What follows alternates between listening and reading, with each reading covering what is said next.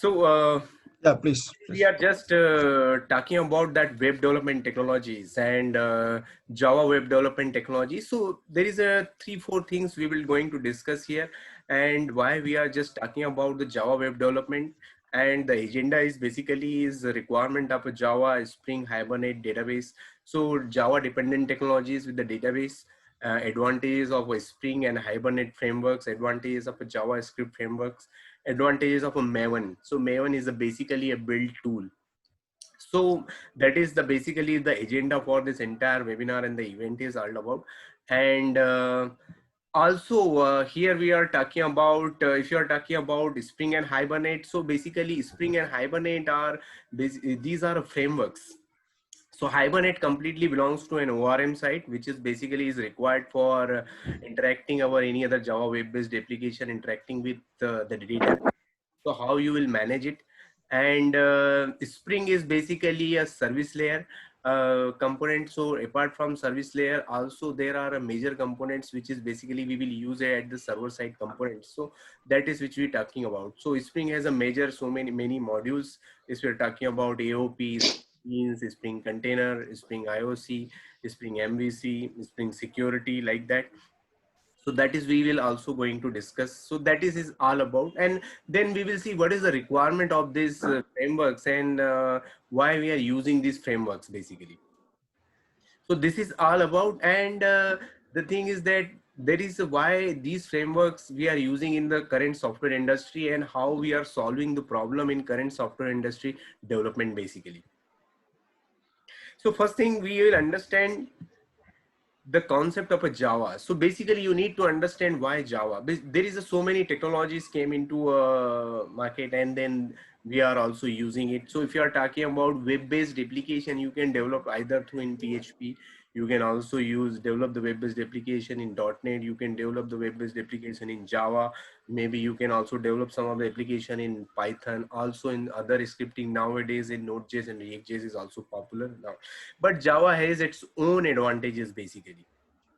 So in earlier days when the Java was, so basically this scripting came into just recent years, but in earlier days we had that PHP as well as in .NET, PLSQL, oh sorry, .NET technologies like that. And there was in Java in roughly around 1996 and around 2000. So basically there is a several advantages of a Java. That's why that companies has preferred the development into a Java. And these are advantages are basically it is a very robust language for providing the support at the back end. So secured, distributed, object oriented, of the architectural neutral, platform independent. So what is basically a platform independent? Platform independent means earlier days we are talking about that function based programming like a C and C++, or maybe if you are talking about any other Microsoft language. So basically when we switching that platform means either if you are talking about that particular operating systems, when you are shifting from that one operating Windows to a Linux or something, then that there is an impact on the code. So there is a changes required. But when we talk about Java, so Java is basically works on the bytecode. So when the bytecode is generated by this JVM, so this bytecode is basically converted into a machine readable format, and then it is basically getting executed. So that when there is a changes in the platforms, right? If you are developed your local code on your local machine using that Windows operating system, but if you are sometime later this application is getting deployed on any other Unix or Linux environment system box, so in that case there is a no requirement for code changes. In the same way it is a very robust, so there is this Java provides a very DVM as well as that the complete Java architecture supports application and API in such a way it is a very robust, is able to handle the load is very fascinated way. So it is not like there is some applications or some other APIs is not able to manage the load, and there are other issues coming with that when that load or maybe requests are getting secured. Java is also providing is a very secure language, and API is also they provided distributed object oriented. We already know that there is a Java is complete object oriented programming, which is using all the object oriented features. So that's why. And object oriented features like polymorphism, encapsulation, inheritance, and abstractions. So all these features Java is basically using very much and provides that facility for using these details.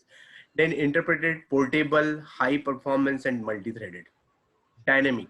So these are basically a feature. So when we use that API, multi-threaded environments is basically Java had provide the facility for processing that task into just like a parallel processing. So that they introduce a threading concept. So we can segregate that, distribute our task in a small subtask, and this subtask will run parallelly, so that you can, let's say if there is a simple example, if you are just one person is doing one task in 10 days, so if 10 people are working that task, so it will take only a 1 day.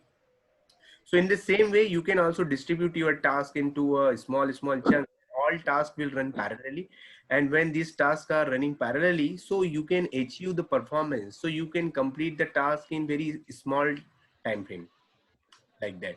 So performance wise also, it is a very high performance, giving that there is the APIs we are talking about, through a multi-threading also, through also that there is a so much tuning is and the support provided from the JIT Java, this just in time compiler through, and also through a garbage collection. So there are so many things Java provides for high performing features.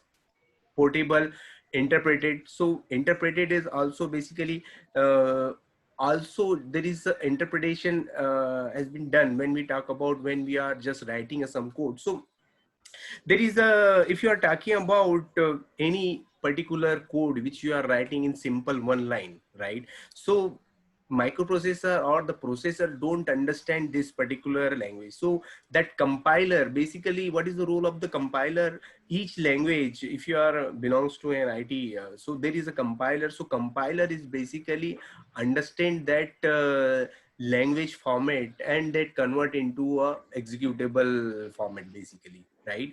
So then, but the processor, if you are talking about that, you have seen that microprocessor in 8085 they start with, then parallelly there is a so many improvement in the microprocessor side. So there was a certain instruction is getting executed. If you are just moving from one to A to B, or when you are copying from one particular value from one particular variable to other, so there are a certain 3 4 instruction is getting executed in the form of microprocessor language, correct? So these are basically uh, actually the processing cycle when we are executing any particular instructions on through any language, right? So that compiler is basically converts that particular statement into an executable. Here we are using that Java virtual machines as well with the help of an JIT to improving the performance, and then code will be converted from the bytecode and the machine instructions, basically. So these are the top, the main features. These are basically providing a much more support and highlighting Java to using into a multiple big applications, basically. So now, if you are talking about the Spring, so there are so many. So basically, Java has these many features. So, but when we go about the web-based applications, right? So in the web-based applications, normally we use that JSP servlet as for a server-side component when we are developing a web-based application for handling any other request which is came from the browser side. So there, then these web technologies came into a picture. So Spring, now earlier days, if we don't have that Spring, before that there was a struts was also there. Before struts there was a pure JSP servlet. People were just writing the particular component, server side component for that in the form of servlet as well as in the JSP. And there is a definitely Java code is there. So, but there was a, so many issues were there, which is basically we wanted to optimize. So, or if you are talking about Spring AOP or Spring MVC, so there is a MVC pattern model view controller, right? And Spring provides so much facilities when we are using. So basically, Spring is a complete framework, provide the libraries. So using these library and framework, you don't need to go and write the code at very deep level, right? Definitely you will write code for your logic, but there are other things like dependency injections, AOP, Spring DAO transaction infrastructure like JDBC and DAO support, Spring context. So basically, when we talk about Spring Bean lifecycle and Spring Bean Factory, so these are so Bean Factory and application context are basically providing that bean instance. So here when we are just declaring the beans are basically our Java classes, so we configure as a bean. So why? So we can declare and define that and instantiate, right? So we, these are basically Java classes, and thing is that you need to say the main purpose of this for using that bean factory and getting the instance from the bean factory or maybe from the application context, you can segregate creating of an instance from using of that. So that is a very much important. So here the concept is came from that for abstract factory and the factory pattern. So Spring basically supports for that abstract factory and factory pattern, because when we are going for application, so there is a very good design required. So how you are creating an objects and what is the different ways or you are creating an object and how you are managing this object, that is very important. So Spring provide that kind of a support for creating objects. AOP is basically aspect oriented programming. In such a way, I can just tell you in any application you are writing the logging, right?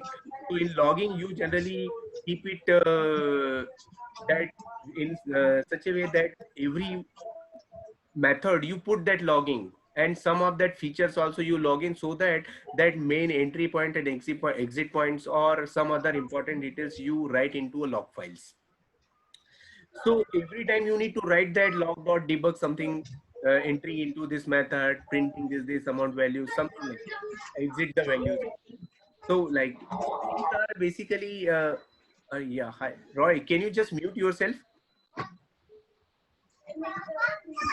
It's okay. Oh, yeah, yeah.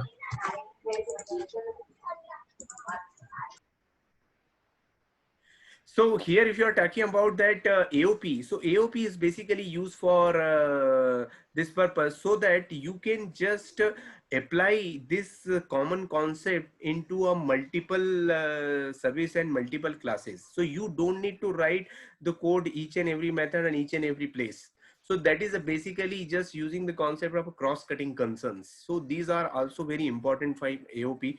Transaction management basically will support the transaction management through AOP. So as AOP is very important concept. Spring MVC we already discussed. So there is so many facilities for MVC. Spring MVC provide for just writing and finding out that particular model and view. So we can configure it, controller, that request mapping and other supports. Also we can use it. Spring also provide that REST controller directly for using that REST APIs.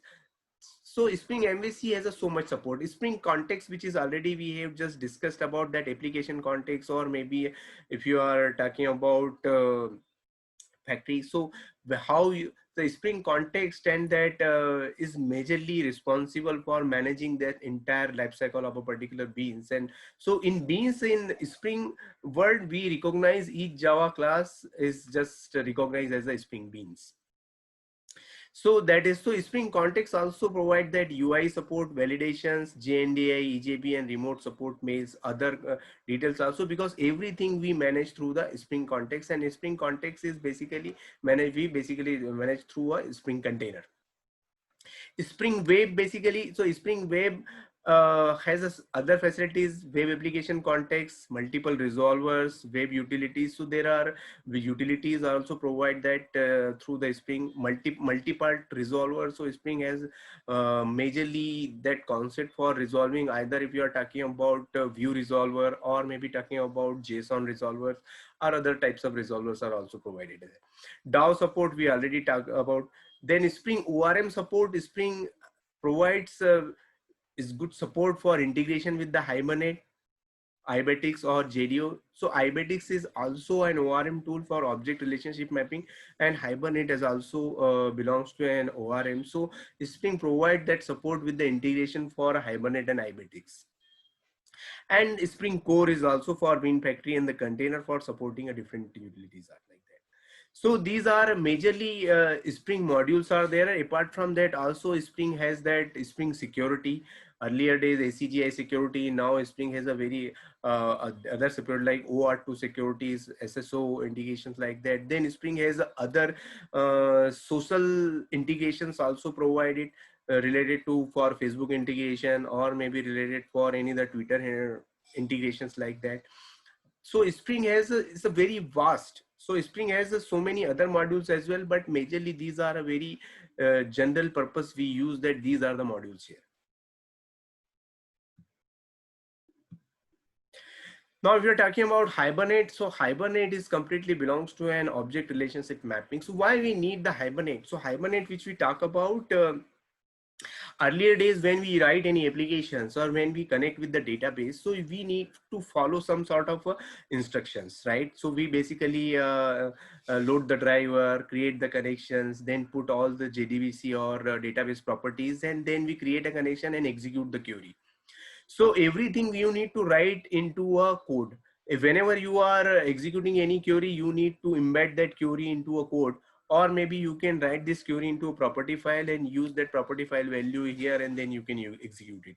So you need to embed that SQL into a basically in our particular Java code. Apart from that, when you are processing the results, let's say in writing a query for one table and you get some records, 10-12 records, and then or whatever records you are getting, then you need to process this record through a result set. That is also you need to write the code, correct? Then controlling the transactions are also basically is a major challenge, because major thing is that how you are saving the data. If there is a multiple tables, add, update and delete, dependent tables, add, update, delete, or maybe if you are using that any other dependency with the parent child relationship, and how if you are managing that particular caching, let's say, so if you wanted to use any table data or maybe in multiple types, so you need to basically create or make the query again and again. So there is a no caching concept there. Then there is a transaction management is also difficult. Parent child relationship maintaining is also difficult. So that's why ORM is supporting in the multiple sites for just an object relationship mapping. So basically what is the object relationship mapping? So basically we have the Java object. These Java objects is just mapped with the database table.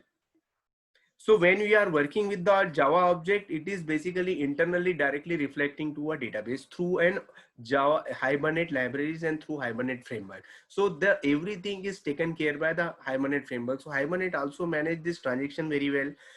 If there is any issues, you can also control and roll back or maybe commit that particular transaction or like that. So you can manage also.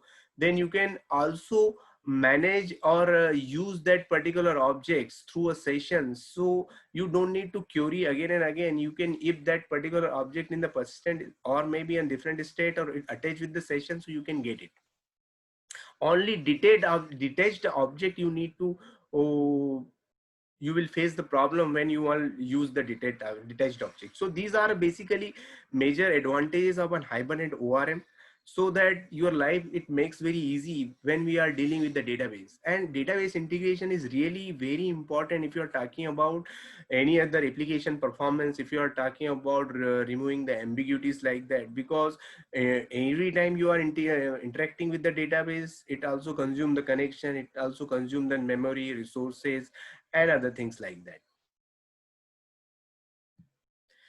Now we are talking about that UI frameworks. So here we talk about JavaScript frameworks such as AngularJS is popular. Also there is a React.js and others, but here we will just include it here, AngularJS and JavaScript framework. So basically you need to understand why the JavaScript. So basically if earlier days there was other frameworks was there, if you are talking about Dojo, maybe jQueries, and also other JavaScript. People has also developed their own JavaScript framework just based on the JavaScript APIs like that.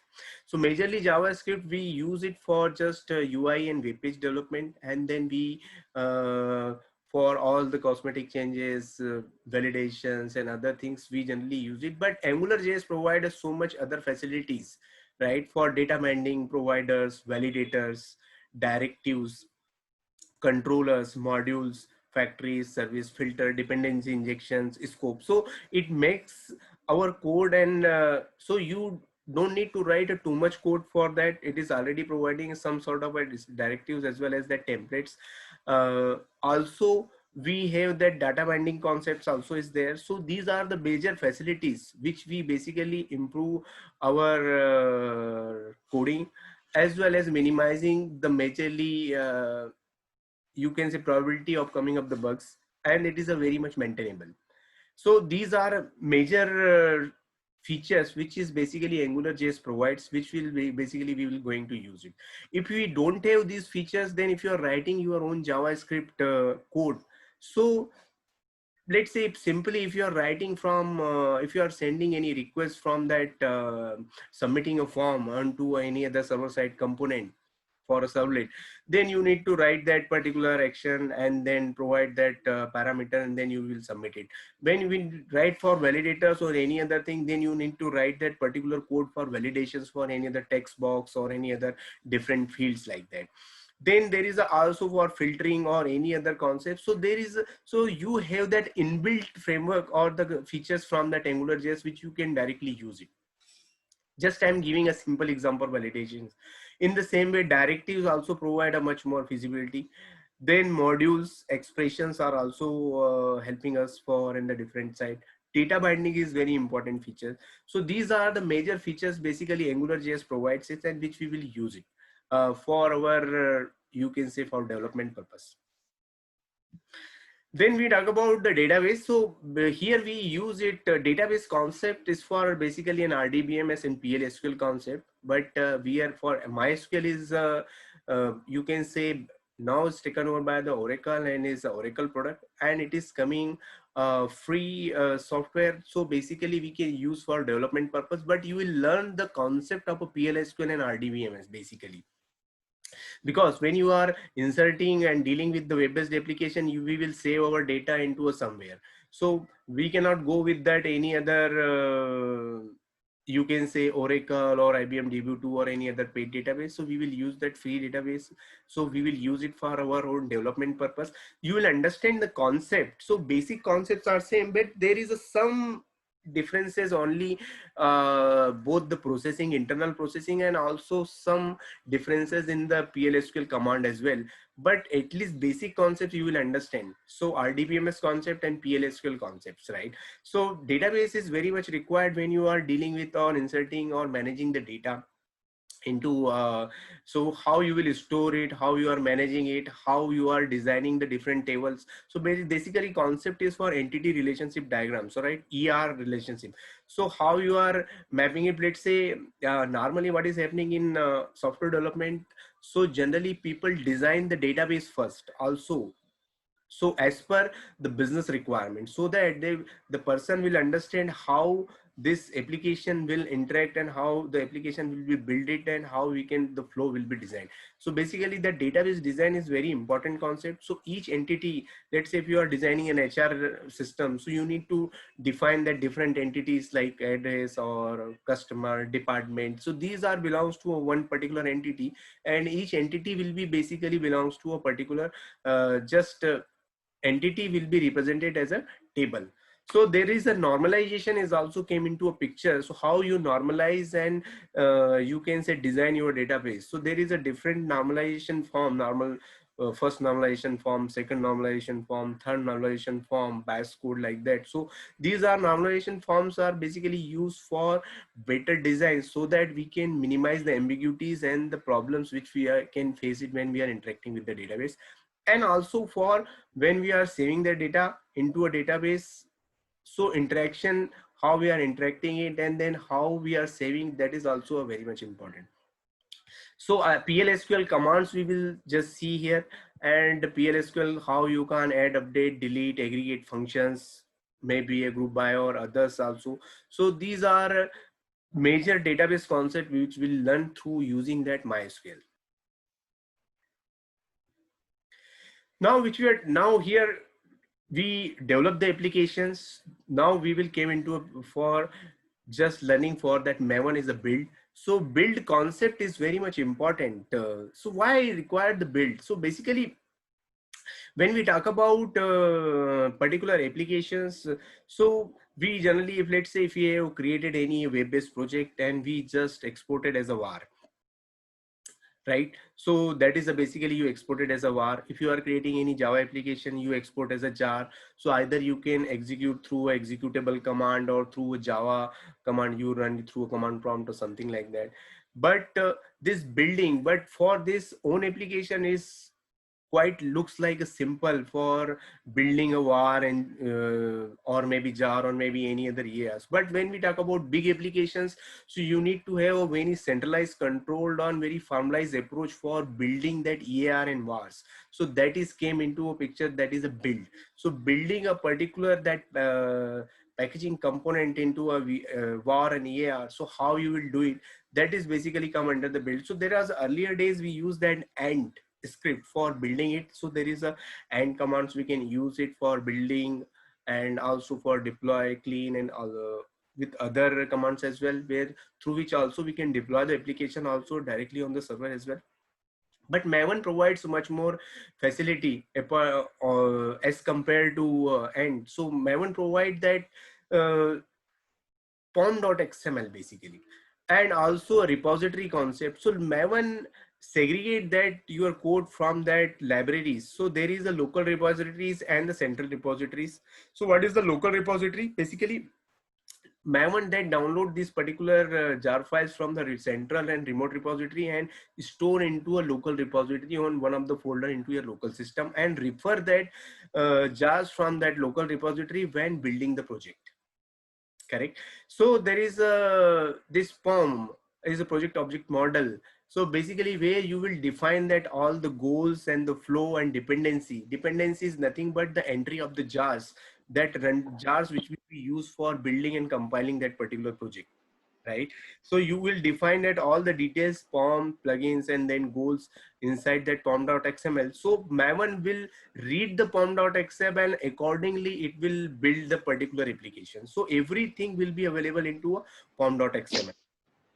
So there is a other files are also. So basically there is a .m2 folder will be created into your local system or in your under the users folder, where you will have also that setting.xml, where you will define that central repository and the remote repository repositories basically. So central repository, there is a central repository is there directly on the internet, where so Maven will connect to a central repository and download the jars which is available there. But if you have any custom jars, so you need to maintain, either you can maintain in your pom.xml and give a local path, okay, or maybe you can also create your own remote repository through a Nexus, the tool basically which generally people use it for making the remote repository for your own account level, or maybe so there is a multiple things. One thing is that it is supporting to a CI/CD, continuous integration and continuous deployment. So rather than you can schedule the build, so Maven will also help it to you and directly get the code from your central repository from CVS or maybe SVN or maybe a clear case, build it, deploy it. If you wanted to run any test case, you can also schedule the task for executing the test cases. If you wanted to run any other through add any other plugin for a code review like a PMDs and find bugs, so that is also. So everything is basically an automated, the build will be getting automated, and you can also deploy that application into a particular server. So everything you can control through that Maven, and Maven has provided so many plugins support from multiple vendors, so that you can also use that plugins for integrating your build and integrating your you can say form. So these are basically major supports. So nowadays everybody talk about the continuous integration and continuous deployment. So Jenkins is a majorly tool through which we will use that run that schedule the different tasks, or how we can run that POM, or which is the task we can, so we can make the pipeline basically, right? So that is the basically come under the CI/CD part. So you need to be not in very early stage, you need to know, but you need to know what is the CI/CD and why we are using the Maven. So these concepts basically you need to be familiar with. So these are basically concepts which we is basically we use it. And here we are talking about that concept or that support from that Ashish Academy, and that why this web. So we can summarize here. So this here we are talking about the web development technologies. Just hold on.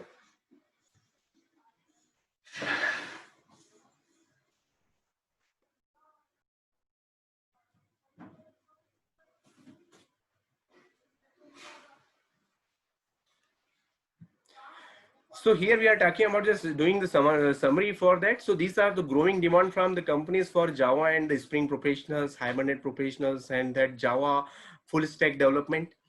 And majorly development is going on the Java side. So more than 3 billion devices are basically working on Java. So that continuously support enhancement, and these projects are also going on. So that's why this full stack development is very much required, and these are the frameworks is basically supporting for Java environment. So these are very much popular for a technology stack. So there is also freelancing opportunities. People are also looking for some small web development also, so that people are hiring individual developers, so that you can also become an individual developer and support for that multiple projects. You can take the project from your own responsibility and you can deliver it. So more than 60% companies are hiring the Java developers at different level, at 7, 8 plus experience, 3+ year experience, fresher level, or maybe at technical lead and technical architect level. So there is a multiple permutation or that level people are hiring it, because these are basically technology stacks is getting finalized by their technical team. So if they are looking for the technology stack belongs to that particular so continuous delivery with the Jenkins and the build tools, that is we already discussed. So these are basically summary is all about that full stack development.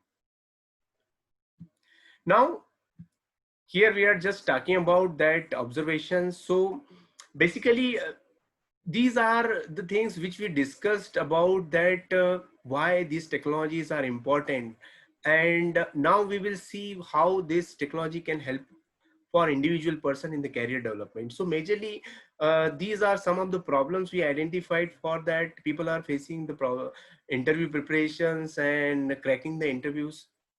And so sometimes if you are not having very depth knowledge, if you are not very much prepared with the good concepts, then you will understand or you will face the problems.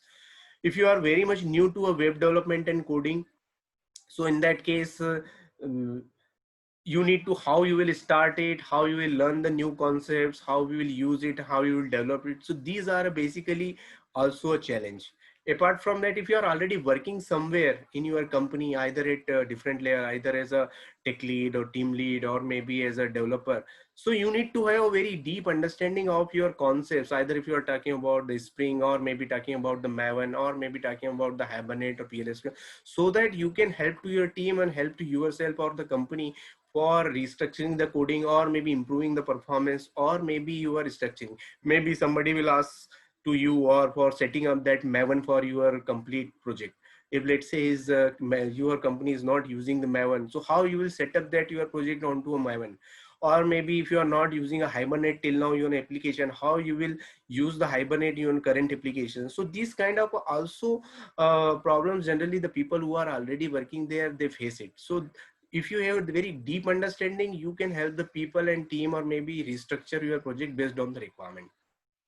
So we basically help through a mentorship and job assistance. So we have that best e-learning content which is really helpful to you for, and it is completely belongs to a industry requirement. So which is basically day-to-day basis which is required, and for development and for designing and maybe making your project and the product much more effective. And so real-time problem discussion, that is also came into a same way. That is, I have given the examples for that, how this kind of a you can say assignment will come up to you for, let's say, shifting your application for Maven build, or if you wanted to set up any other Jenkins environment, if you wanted to move your complete application onto a Spring Hibernate integration or Spring transaction management, so how you will adapt it. Or if you wanted to develop any other new particular code and you have to use the Spring and Hibernate, how you can use it. So these are basically things you need to, so you need to have a deep understanding and you need to have a very good answers why you wanted to use these technology and tools for development purpose. So apart from that, as individual level, also we provide that job assistance, as we have that our your jobs is separate placement vertical through which we get multiple requirements for IT hiring for multiple contract as well as permanent positions. So through we help it. So that is all about. And if you're talking about Ashish Academy, so we have that this very profound technology training academy, and basically we much more focus on that mentorship as well as for real-time problems for preparing the people for good understanding with the tools and technology. That is basically is our goal is, and helping them to find out the best matching job or maybe an high paying jobs through learning and also through a placement support. So you will get that mentorship, live sessions, placement support, based e-learning, and it is basically a one-time investment where you can use it.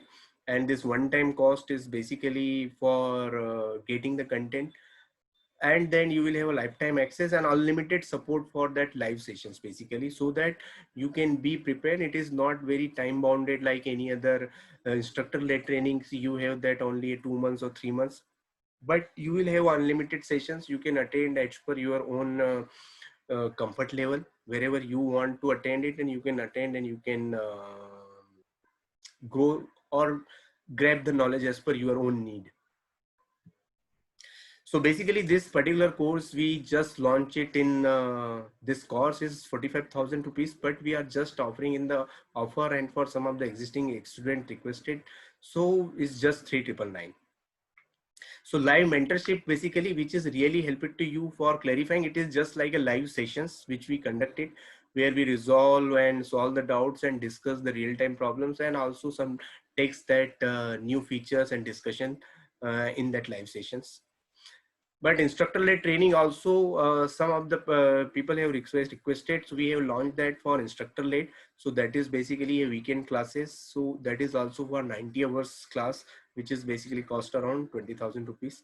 And you can also use a free content on directly on our YouTube channel. So many free content also we have uploaded. So that is also you can take it up and grab the knowledge for interview preparation videos through other MVC or other videos also for Maven build, Hibernate. So many free videos are also I have uploaded. That is also you can go through it. And we also have a self-paced, basically where you will have a community support and the placement support, but it is not basically live sessions, but you will getting all the queries and things will be resolved down the community level. So we can discuss on the community or in the forum, and you will get all the answers.